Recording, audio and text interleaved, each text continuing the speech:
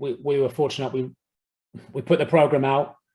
We had a great response from a lot of interested young female athletes to come on board. I think we had like 260 people apply.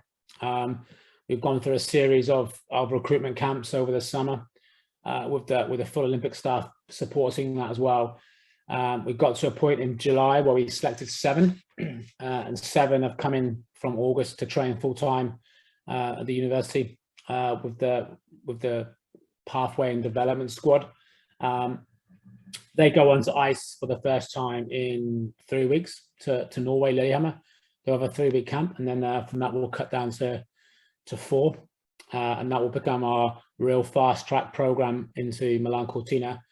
Alongside that, we've got another recruitment campaign now going on as well, which is called From Home to the Games, which is a UK Sport EIS driven campaign, and we'll start then a second tier of talent program filtering, and they'll go on to ice in October. But coming back to the Girls4Gold group, we've got 7 really high quality athletes, equal to what we've got in the performance program in some aspects at the moment, obviously not from a sliding side. So it's a really exciting time, and I think there's a lot of excitement around that program, and we're running with some, going back to your point before, how do we stay at the top, some innovative and creative ways to try and get those guys onto the sled and onto sliding and accelerate a bit quicker than what we've done before.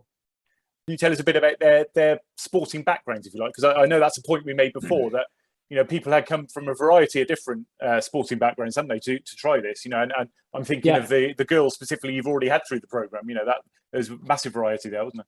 Yeah, we had a huge variety of people. There's a few come from track and field, quite high level. As one girl who's run a GB under 23 level.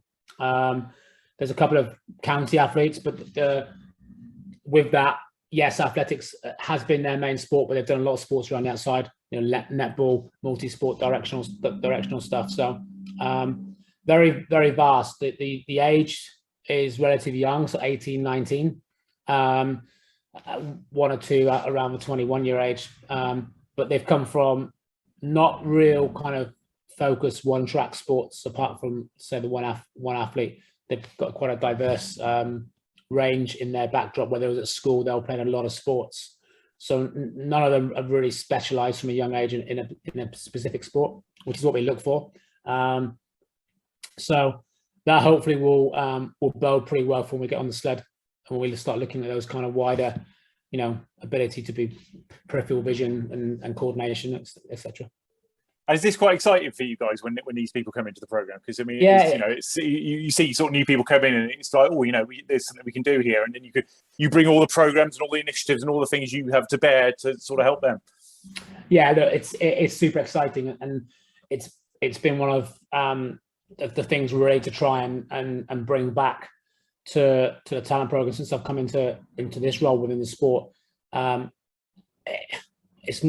talent space is not a space where we just go along and go through the motions, and particularly this Girls4Gold group, because we wrapped it up as a special project. We are set on trying to deliver medals in Milano Cortina, which is, 4.5 years away.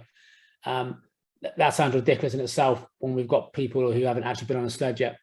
But that challenge is an exciting one.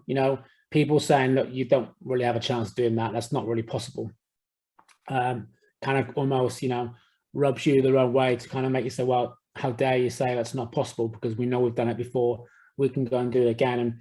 And yeah, it just fits the mandate of our program of being creative, going against the grain and trying to make things happen, when most people would say, look, you know what, that's just silly doing that. Let's focus on 2030.